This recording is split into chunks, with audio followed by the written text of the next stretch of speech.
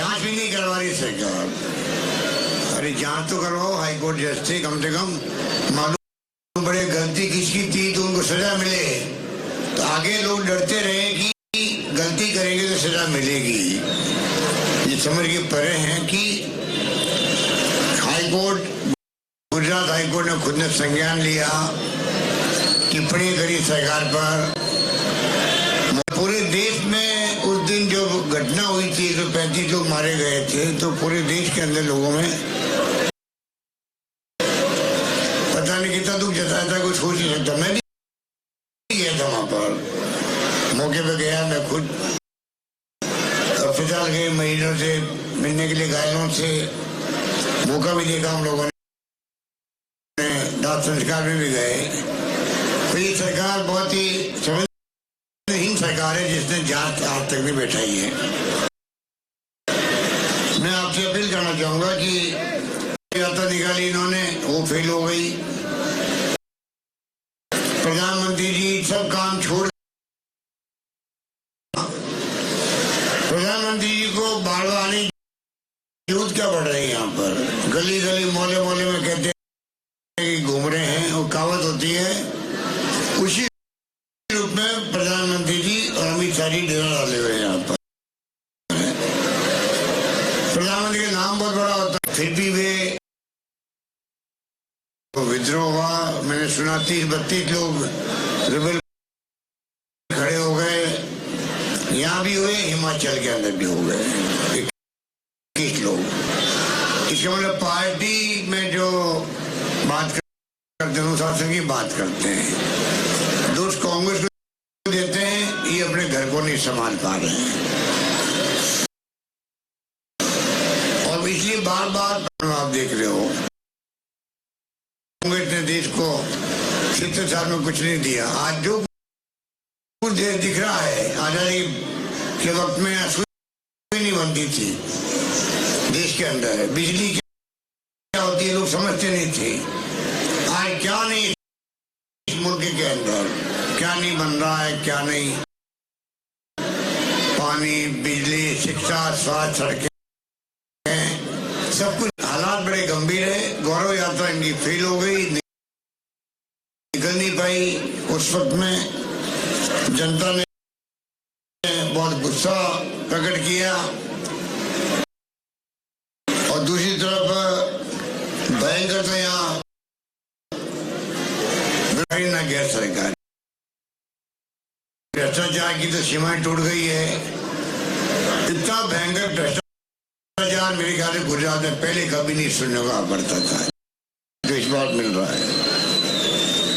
इस प्रकार से जो हालात हैं, नोटबंदी के बाद में कोई सोच नहीं सकता।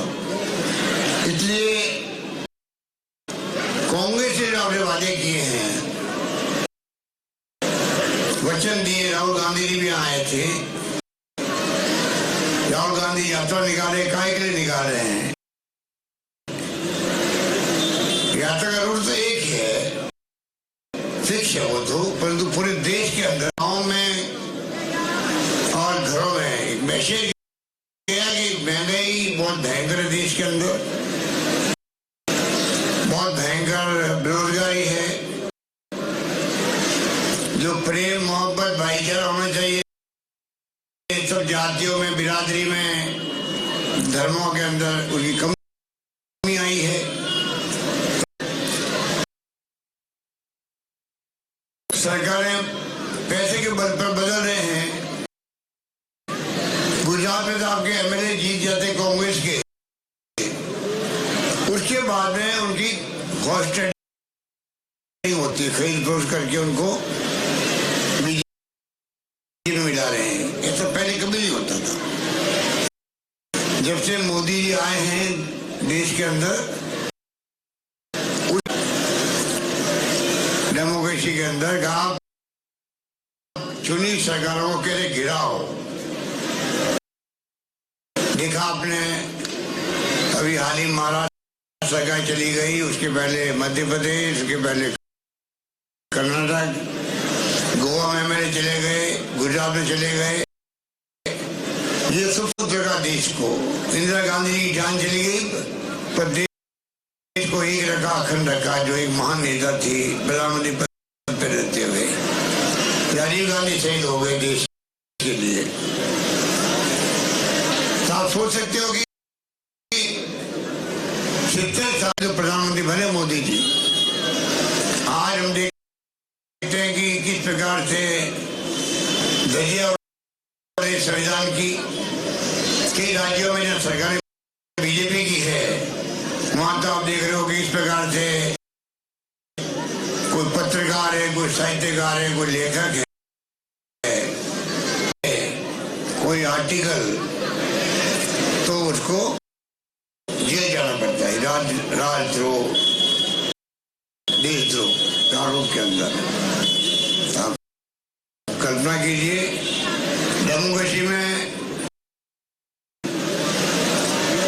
इस जगह वो बहुत सोच समझ के आपको समझना पड़ेगा हम किस दिशा में जा रहे हैं, देश को कहाँ ले जा रहे हैं। वोटों के राजे तो आप सबकी मीटिंग हो रही है, बड़े बड़े नेता को जो पार्षद हो, गांव में सरपंच हो, एमएलए हो, एमपी प्रधानमंत्री बनते हैं, सबको आपके बीच में आना पड़ता है, वोट मांगना पड़ता है, दुआएं मांगनी पड़ती है, आशीर्वाद मांगना पड़ता है।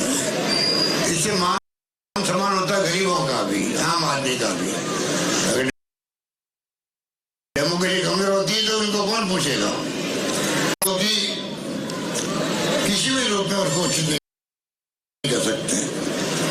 इसलिए आपको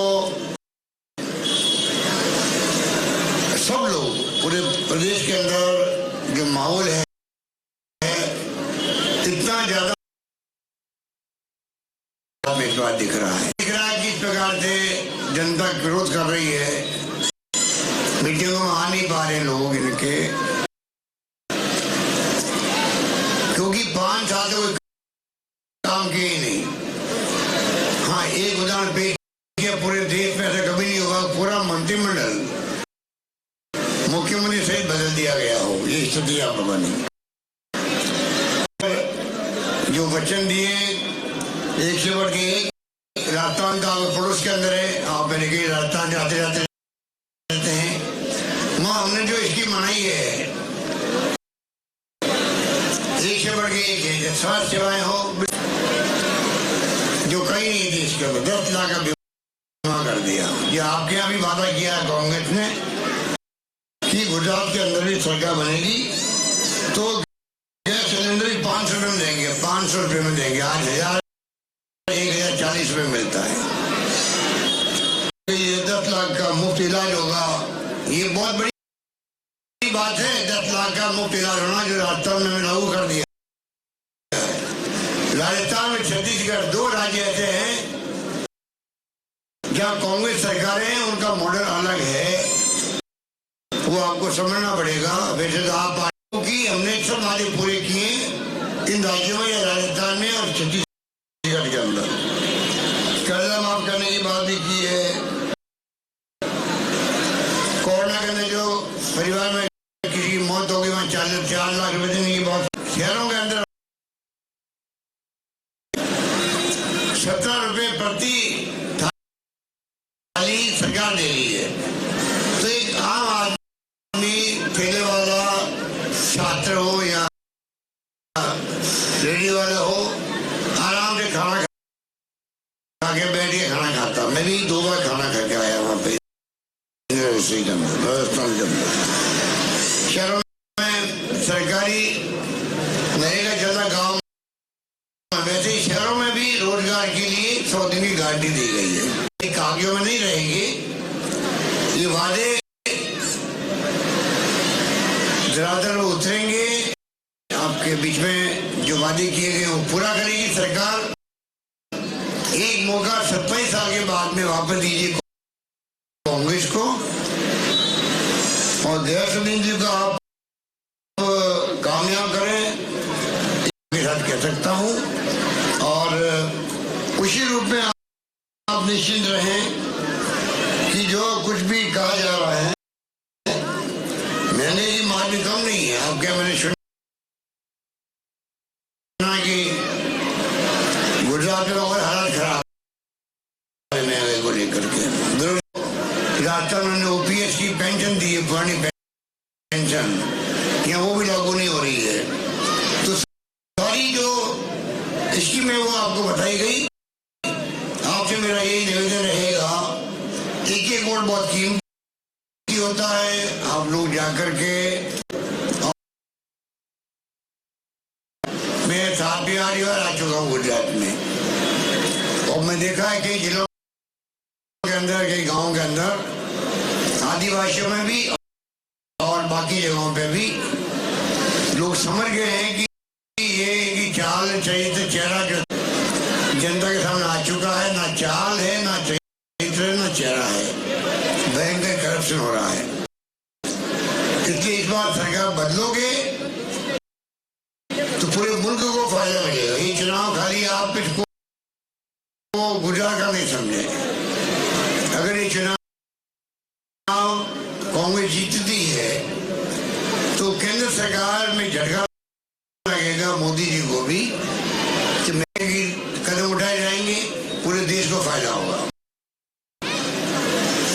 वो समझ जाएंगे कि मैं, क्योंकि बेरोजगारी बढ़ रही है देश के अंदर, इसलिए गुजरात की जनता ने हमें कामयाब नहीं किया, तो कम से कम बेरोजगारी कम करने के पूरे मुल्क को फायदा होगा।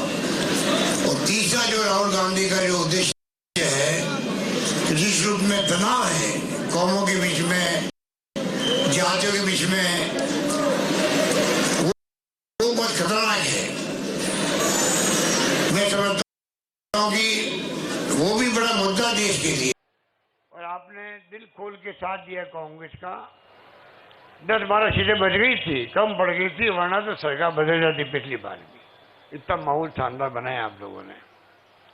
इस बार आपसे मेरी अपील है, उससे ज्यादा सरकार विरोधी लहर चल रही इस बार, तो कृपा करके आप मजबूती के साथ में प्रचार, चाहे उनका ज्यादा होगा, उनके पास इतने धन है, इलेक्टोरल बॉन्ड है, एक तरफा चंदा जाता है बीजेपी के पास में, देश में विपक्ष जो है उसका मजबूत होना बहुत जरूरी होता है। लोकतंत्र तभी जिंदा रहता है तब पक्ष के साथ विपक्ष भी हो, और विपक्ष की आलोचना सुनने की क्षमता होनी चाहिए सत्ता पक्ष के अंदर, तब लोकतंत्र चलता है। तो यहाँ तो आप देख लीजिए, सुनना पसंद करते ही नहीं वो लोग।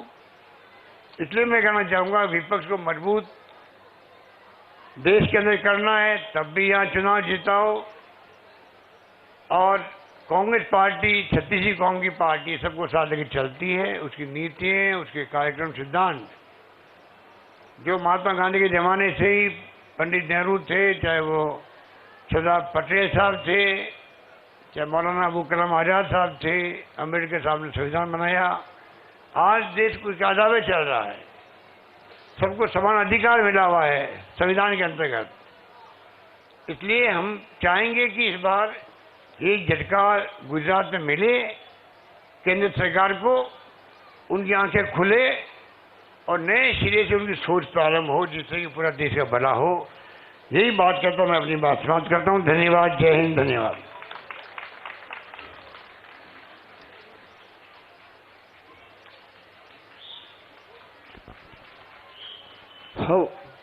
हो હવે